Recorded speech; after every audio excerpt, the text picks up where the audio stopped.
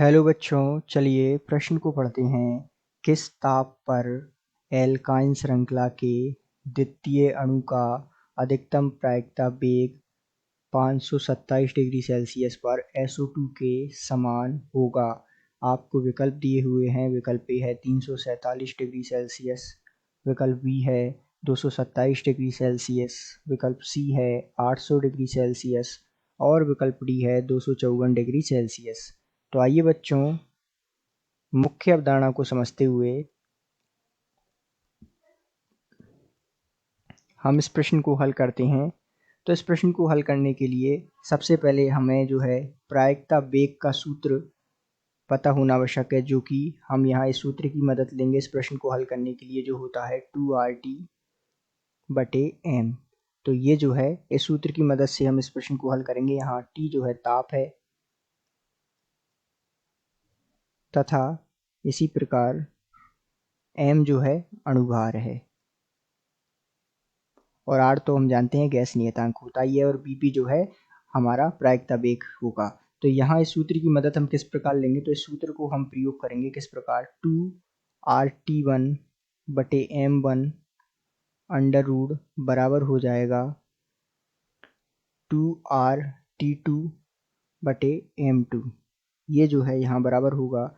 अब चूंकि ये जो है प्रश्न अनुसार देखिएगा एल्काइन श्रृंखला के द्वितीय अणु की बात हो रही है और एक तरफ हो रही है SO2 की। तो यहाँ जो है एल्काइल श्रृंखला का द्वितीय अणु जो होगा वो होगा C3H4 और ये है बात हो रही है SO2 की।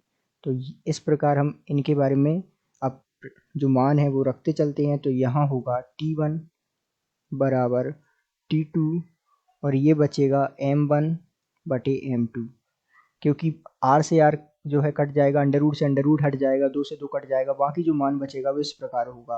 अब आइए इन मानों को हम रख लेते हैं। ये हमें दिया हुआ है 800 और ये M1 होता है 40, M2 हमारा हो जाएगा 64 तथा साथ में ये जो मान होगा वो होगा केल्विन में। अर्थात M1 क्या है यदि हम देखें तो M1 होगा C3H4 का अणुभार, C3H4 का अणुभार जो कि हमें पता है ये होता है 12 × 36, तो 3 कार्बन का और 4 हाइड्रोजन, तो ये हो जाएगा 40। इसी प्रकार M2 क्या होगा, तो M2 होगा SO2 का अणुभार जो कि होता है 64, क्योंकि 2 हाइड्रोजन का, एक का 16, तो 16 दूनी 32 और 32 सल्फर का, तो ये हो जाएगा 64। तो इस प्रकार हम इस मान को रखते हुए T1 का मान हम प्राप्त करेंगे इसको हल कर।